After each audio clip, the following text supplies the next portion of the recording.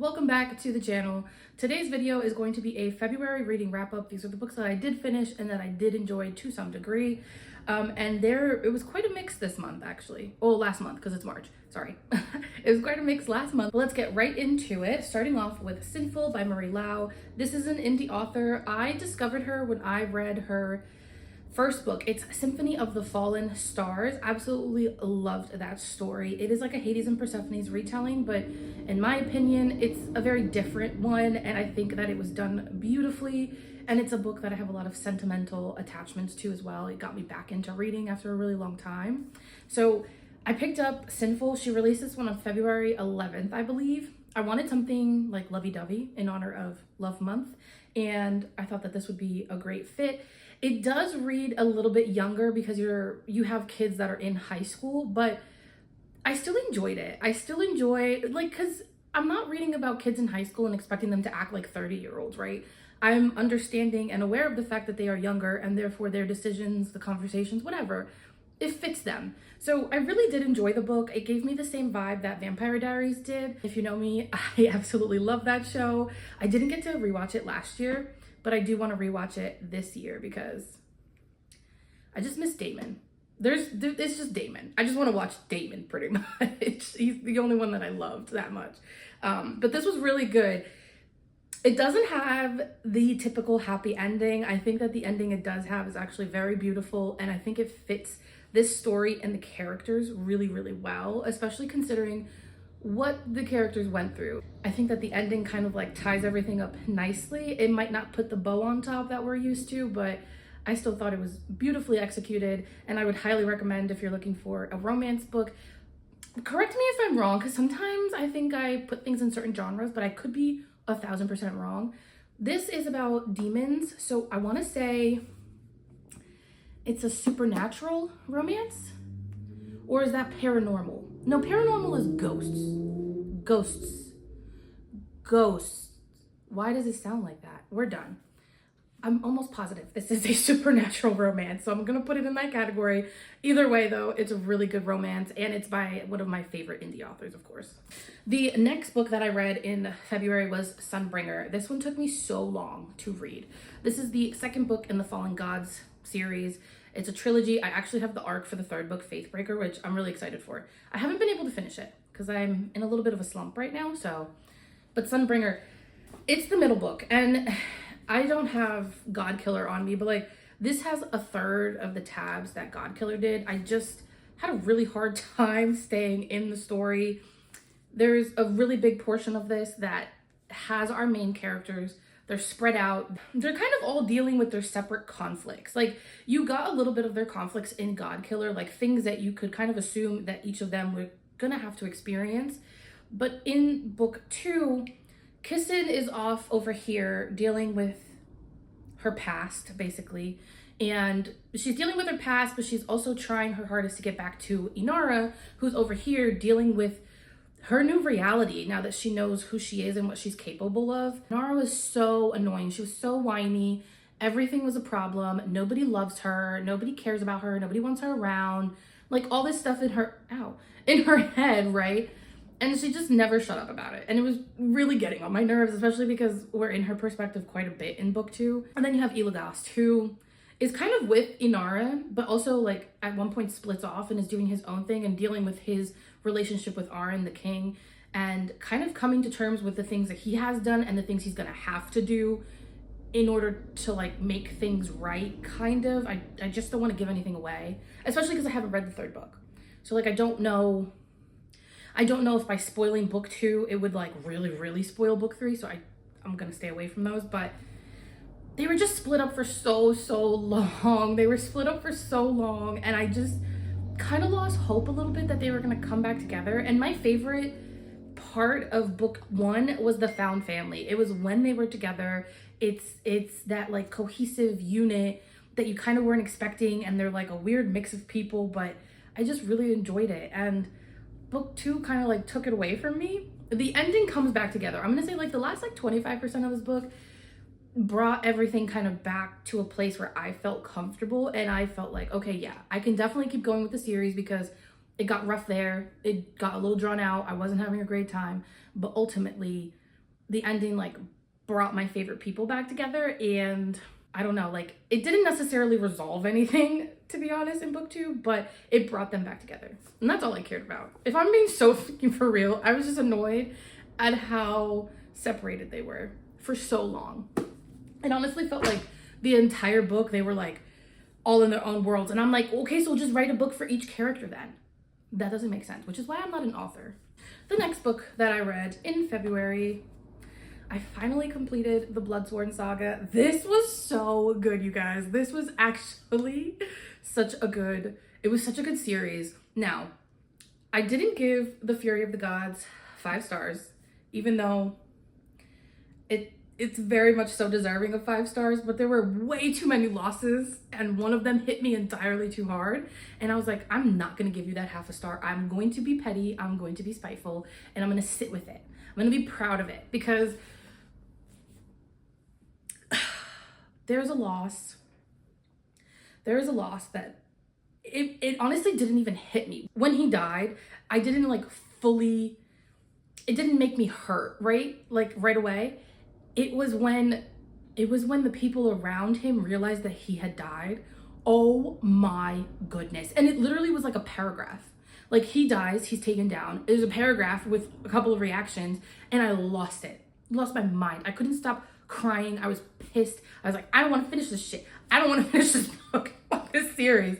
But there were like 30 pages left. So I was like, obviously I'm going to finish it. It was really, really good. I do have a very strong quarrel with Elvar. And I still, to this moment, after finishing the story, seeing what happens to her, I don't like her. I didn't like her, and this is going to be a spoiler, so if you don't want a spoiler, I guess don't keep watching. So Glornir is killed.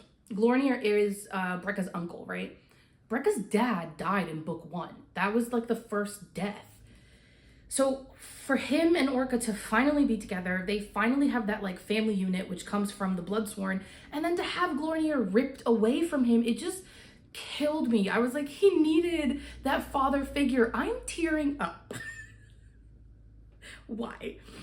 I just really felt that loss for Brekka, because I felt like at such a young age, he lost so much. And yeah, he still had his mom, and yeah, he had the Bloodsworn, but it's not the same as having that kind of like father figure. And yeah, he had his dad, and he lost his dad, but if his excitement when he met Glornir and realized that he had an uncle through his dad's side, I felt that excitement in my heart. And I don't know, it could be a mix of like the writing itself, which is impeccable in my opinion, or it could have been from the narrator. He did a fantastic job. Like he brought that story to life for me, quite frankly. The happiness and the excitement that Brekka felt when he met Glornir, and then to find out that it's like taken from him, I really struggled with that. I really struggled with that loss. And I will tell you that loss had me bawling my eyes out. Like I could not stop crying, because I was like, that is literally so ruthless of you, John Quinn. That is so ruthless. And was it necessary? Was it absolutely necessary?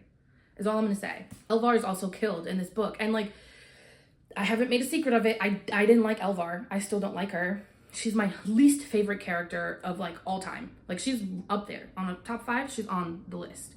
Elvar frees the thralls that the Battle Grim has in their possession, let's say, right? One of them being the wolf god Ulfrir and his daughter Skuld. My thing is, she had to be told by Uspa that it would be in her best interest, in their best interest, to free the thralls, right? Because then you would have people that are willing to fight with you, not just for you, like under coercion. They want to do it with you. Sorry, I keep mixing them up now. Right? She had to be told that. And even then, she still didn't let the thralls go. She was still like, no, because this is the way things are done. So I'm just going to keep the slaves, and the slaves have to do what I want. It took basically until the end of the book for her to be like, oh yeah, I'm going to let them go. I'm going to free the thralls. Great. Finally, you free the thralls. Now, these people are choosing to fight on your side with you, right? They're choosing that because they have been freed. They can now do what they want. Why was everybody fucking like all of a sudden up Elvar's butt? Like, oh, Elvar Chainbreaker. Elvar's so amazing. Elvar let the thralls go. I'm like, bro, she spent 2.5 books with slaves, right? And okay, she wasn't like the worst slave master ever, but she was pretty like demeaning towards Ulfrir and Skuld in the second book. Like she wasn't very nice to them. I'm just gonna say that. Elvar was put into a corner, which is the only reason why she let the slaves go. It was either keep the slaves and you're gonna have to enslave Grend because he was also tainted, come to find out. Or you can free the thralls, free the tainted, and then you won't have to enslave Grend. The only reason that she let the slaves go is so that she wouldn't have had to enslave Grend, which I get it. They have that close relationship. He loves her, she loves him, kind of like a father. But like, no, for me, it was like too little too late. I didn't appreciate her actions as much as like apparently fucking characters did, because even after she even after she dies, they're still exalting Elvar's name. And I'm like, I just didn't feel like she was doing it from the depth of her heart. She was just doing it in self-interest. And I just didn't like Elvar. As you can tell, I just really fucking hated Elvar. And when she died, I didn't even bat an eye. I was like, oh, thank God. Thank goodness, because I don't know that I would have been happy with the ending if she had still been alive at the end. So 4.5 stars, but it's because they took Glornir from me, to be quite frank. That's my quarrel with this book. I talked about this forever, by the way. I should have just done a review for it, but I felt like I would have had to review all 3 books, and then it would have been like a spoilery review, so I don't know. Yeah, anyways, I spoiled that book anyways. I did 2 audiobooks this month. The first one was Morning Glory Milk Farm. That was interesting. I didn't even dislike it. It was just weird because like the MMC is like he's a cow man. There's a formal way of saying that, but I can't think of it right now. So yeah, he's like a cow person, and she works at a place where they milk the male cow people, and male cow people don't have udders. They have like regular male anatomy, except supersized. Just saying this out loud, so I'm not doing it correctly. I'm so sorry. I'm not doing it justice, but it was interesting. I liked the characters. I thought they were really cool, and I thought they were like fun, but also still vulnerable. I liked the MMC. He was such a sweetheart. He was such a cinnamon roll. I loved it. It was just, I got thrown off when and I knew it was gonna happen because I knew it was like a monster romance and it was gonna be spicy. But when they did the thing and she was doing it with the cow man, I was like, you're fucking a cow. I don't know why. I guess I'm childish, but I could not get off of that. And yeah, that knocked it down a notch for me because I was like, yeah, I don't think that this book was for me. I didn't dislike it. I had fun with it. It was just that. And it wasn't a lot either. It was like at the end and it really wasn't that much at all. So yeah. It wasn't bad. I just moo. The second one that I read via audiobook was The Roommate Risk. I should have put this with my DNF video, but I finished it. I didn't like it though. It's not that I didn't like it. I just felt like it took a sharp left and I was kind of like, what? It's about the FMC, and she's this like independent pro bono attorney. Like she really doesn't make a lot of money, I guess, or something, even though her family comes from money. And her best friend, Raul, I don't know how to say his name in anything other than Spanish, so I'm sorry. And they live separately, but something happens to her apartment. I think her name is Jasmine. Happens to her apartment, and her stuff is like damaged, it's flooded or whatever. So she moves in with Raul while her apartment is fixed. Her room is fixed, and they obviously develop a romantic relationship, but they've been friends for years. It's just that like kind of friends to lovers story, mostly on his part. Like he knows how he feels about her, but he keeps it like tucked away so that she doesn't get uncomfortable because I guess she doesn't do friends with benefits, or I don't even know. That's what I mean. Like it wasn't bad, but I can't recall a lot. Like it just wasn't that interesting. And then the FMC, she starts off the book and she's like this really independent, like sassy woman, and then all of a sudden she when she realizes that she has feelings for Raul and she wants to pursue those feelings for him, she turns into this like simpering, wilted, I don't know, weed.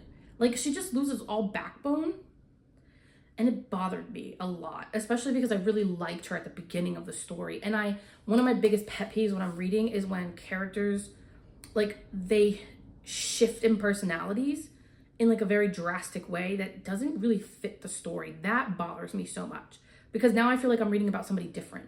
Gear Breakers. I finished the second book this month in March, but I started Gear Breakers, the duology, in February. This was so good. This was actually so good. I absolutely loved it. I'm not going to do any spoilers because you're going to have to find out for yourself. I adored the main characters. They are so multi-dimensional and like there's just so much to them, just like regular people. They were never at any point boring. I never felt like I knew exactly what they were going to do or how they were going to proceed in the face of conflict. I really enjoyed it. I will say, I think it might be the first time I've read about like mechanized warfare, like read a book about it. So that was a really interesting like concept to wrap my head around while I was reading. But the author handled it really well. Like she didn't overcomplicate it. She kept it kind of simple so that you could understand the purpose of the mechanized like bodies. Like they're huge, they're massive. And then these kids basically get in them and control them, right? But the mechanized bodies belong to kind of like the upper society basically. So they're using it to oppress the Gear Breakers society and all of the other like groups of people, communities that just don't have that much, that have less access to resources. What's it called? They're called deities, basically, the mechanized things. The deities are used to keep those people oppressed. But it was just never hard to follow is my point. Like I had a really good time reading it. It made me feel a little bit like Arcane did, and I absolutely loved that show. It was so good. Like it was just a well-rounded book. There was a lot of plot to go with a good amount of romance. It's YA, so there's no spice. The romance itself, I feel like developed really, it was kind of like a slow burn, but you could see it coming. And I don't know, like the way she wrote out the romance was just divine. I absolutely loved it.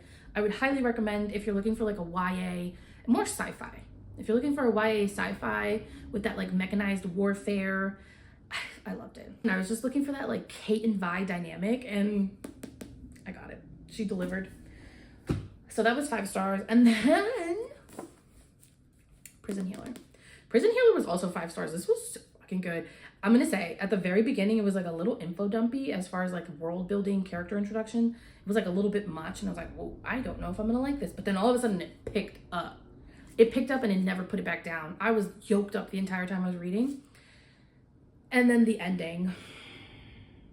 I really wanted to pick up The Gilded Cage immediately after finishing The Prison Healer, but I was like, there's a lot of other books that I said I wanted to get to this month, so let me put it down and I will keep going later. But I haven't stopped thinking about this ending. It's like rent-free in my brain, just on repeat. She put the cliffhanger, the big reveal, and the plot twist all basically on the same page. And it wasn't even an entire page. It was like a quarter of a page. And I loved it. I absolutely loved it. I love this FMC. She is so conniving. I know that sounds like not good, but I absolutely ate it up. It was fucking fun. It was a lot of fun. I like the budding relationship between the FMC and the MMC, I think. I think it's gonna be them, and I really liked it. It's really well written, and it's a YA, so, you know, I think people think YAs are, like, simplistic. I beg to differ. I feel like this had quite a bit of, like strife and intrigue, and there was a lot of scheming, there's a lot of secrets, but it was never overwhelming at any point. I mean, in my opinion, The Prison Healer is written better than a lot of adult fantasies that I have read. Like this was written really well. It's very cohesive. And I can't wait to finish the series. This is a series that I will absolutely do like its own separate review full of spoilers because I just have so many things I want to say about this series, and I literally only read book 1. I still have to finish the other 2. The only thing that kind of has me like about the series is that book 3 is massive. Compared to this one in book 2, book 3 is pretty big. So I was like, golly gee, that's a big book. But it's fine. I think I'm really gonna like it when I do get to it. Kind of regret having picked it up in February because I knew that I wasn't gonna be able to keep reading it in February. But of course it's one of those books where you're like, oh, I have to. Like, I need more. Like, I can't end here. It was so good. Look at all the tabs. I don't know if you'll be able to see them, but the characters were phenomenal. Their relationships with each other, amazing. Like, the emotional impact that this book had was so unexpected. I never realized how connected I was becoming to the characters, how invested I was becoming in them. He wrote them so seamlessly that I didn't realize how much I cared about them until we lose one. I cried for like 20 pages. Like, I was reading through tears. Like, that's how, and I was crying. I wasn't just tearing up. I was like, still trying to read the fucking book. It was so good. It was so good. And I did a video where I drew parallels between Mistborn and Attack on Titan, which is my favorite anime, one of my favorite animes. And I do have to say, like, I think maybe that is why I love this book so much. I was reading and it was kind of like pretty early on, and I was like, oh wow, like, yeah, like that reminds me of, and oh yeah, Aaron did that too. It was fantastic. It was fantastic. I do have to say, overall, I really, really, really enjoyed the Mistborn. Mistborn. And yeah, also this flop. Not my favorite covers. I do like the UK covers better, but this flop is fantastic. And the videos I've seen with the UK covers, I don't see that flop. So I will take this. It was a gift anyway, so I would never get rid of it, but this was 5 stars. Like, I knew it was 5 stars. I knew it was gonna be 5 stars probably around like the halfway mark. I was like, yeah, there's only one thing that could take this down from 5 stars, and I just could not see that occurring based on how the story was going already. So this is really good. And I would highly recommend, as I've said 10 times, I'm so sorry guys, when I love books, I really fucking love them. That is what I read for February. Those are the books that I did finish, and only, besides one of them, the ones I did enjoy, really. It was a good month. It was a short month. I feel like I didn't read quite as much, but I felt like the books I did read were really good. Like really good stock within those books. So I'll take it. I will take it, and I will see you guys for the next video. Not sure what it'll be yet. I don't know why I told you that. Drop a comment, let me know what you want to see next. I'm done. I'll see you guys for the next video. As always, happy reading.